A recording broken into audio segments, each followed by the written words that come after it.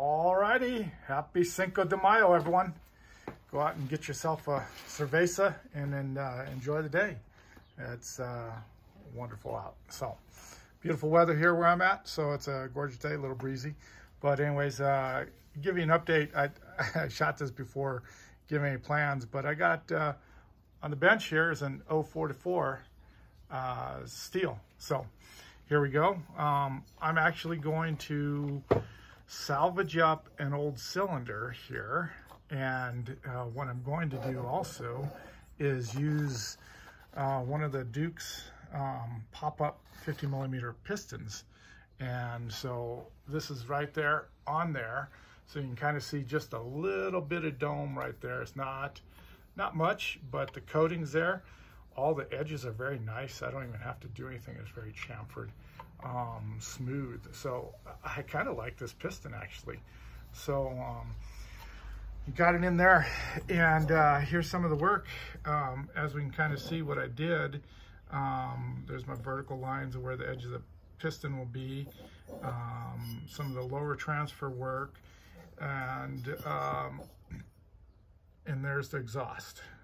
So yeah, you can kind of see I still got run a hone in there, some sandpaper and hone to get some of those dark marks off of there, where there was some old transfer that was in this cylinder. But after looking at it, I think I like this better than say this aftermarket highway that you see back here that we're running. And this was a 52mm big bore, and I was going to use this, and I still may, but it's not bad, to tell you the truth. The one thing that does concern me on this a little bit is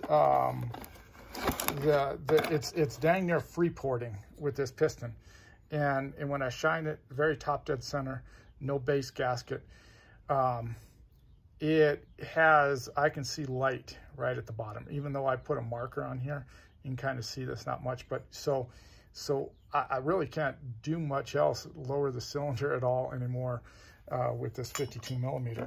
Now this is kind of turning out to like the 6.6s, right? The 066s, what they do. So some of the numbers you can kind of see right off without doing any work are fairly nice, right? So it was actually going to be very nice. Squish is right at 20, piston weight, no base gasket. So I scrapped that idea. Going with the pop-up here, 50mm, and a stock cylinder, it ever so slightly made very light contact without a base gasket. So really, I'm going to build this with a base gasket, and then using one of these metal ones. This metal one turns out at 17. This one's at 20. And so I'm going to use this composite gasket here that I had around. And actually, I squished down a little bit and didn't torque it all the way, but got some numbers. And what I was going to sit at is 26 squish. So I got a little lee room to kind of clamp that down a little bit and get some good torque on here. And I should end up probably around 25, 24 is anyways what I'm thinking. So, anyways, that's kind of what we got in there. Cleaning up, I still got a little bit of cleanup in the very top, as you can kind of see. Did do some wire brushing in there, but not too bad. And then I just took a piston with some sandpaper on the top, and you can kind of see this one wasn't it, but yeah, this one was. And I ran it in there. And so that's how I cleaned up the squish band a little bit. Instead of cutting that squish band, I'm just gonna build it with a gasket and see where it goes.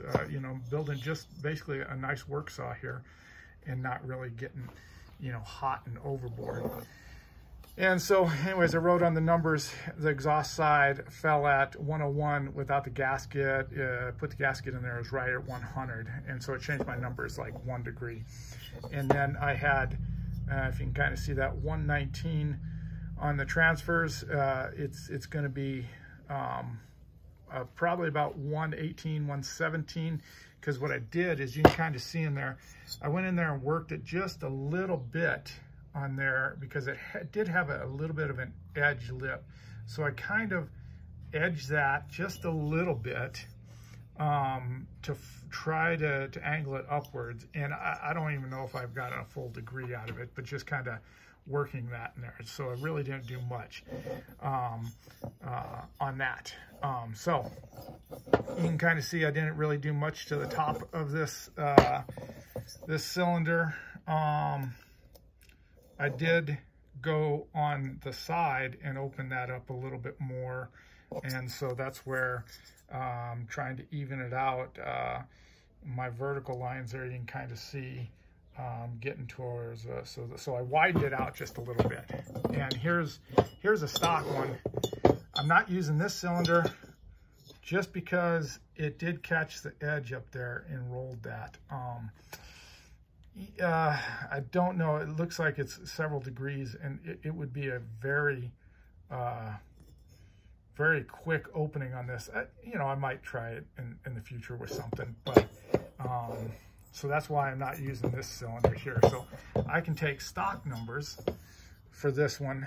Again, was like right at 101 exhaust, 119 transfers, and 71 is what the intake was, where this was 70. So I did work the intake on this, and it's going to be falling right at about 76, 77 degrees roughly on there. And so as you can kind of see, let me get this focused in here. You can kind of see, let's see if I can back out, and you can see the difference in size of the intake. So you kind of get an idea. It looks actually a lot more dramatic than it may really be, but so I opened up a little bit. You can kind of see what I did to the lowers. You know, it's really blending this lip, because it's got quite a lip right in here, and it's blending that in. So that's really what it is. It may be a shade wider, not much, you know, and then you can kind of see in there. So it kind of has the appearance like I did a lot, but I really didn't do that much. And then let's see if we can get the exhaust going in here so you can kind of see the exhaust. So let me get my finger out of the way. Good, like, you know, you can kind of see what's in there. You can kind of see what's in there. Yeah. So you can see I did make it wider. I didn't really do much else but made it wider. And then since it's got a nice, pretty much factory, basically what you see is me grinding out all the carbon that was built up in there.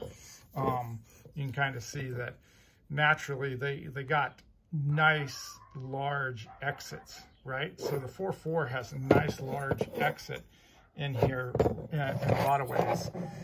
And so that's what you can kind of see. So you can kind of see that is right.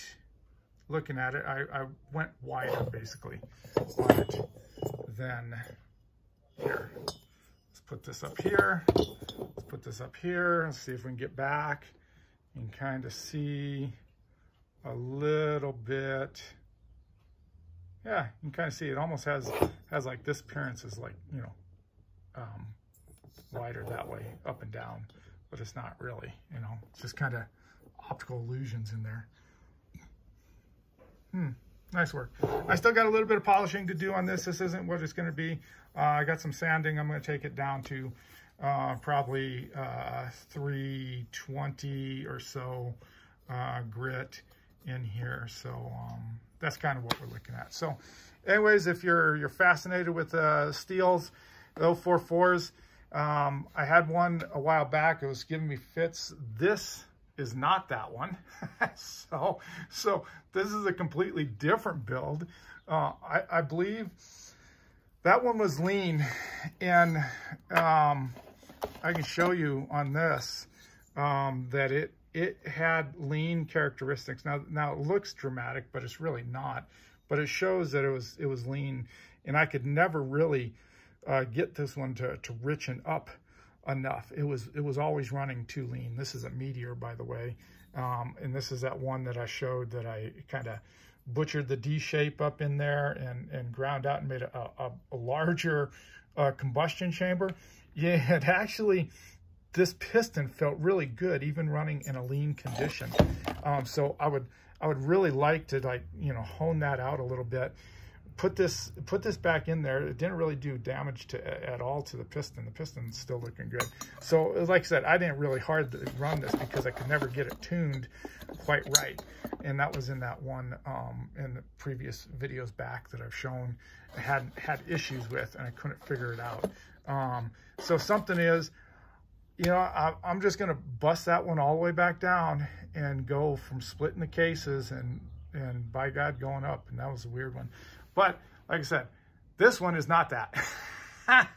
So anyways, I love it, you know. Anyways, the favorite turd bench, as you can see, it never gets really cleaned up here. And this is kind of the state of operation in the good old back realm, turd realm. So anyways, enjoy Cinco de Mayo.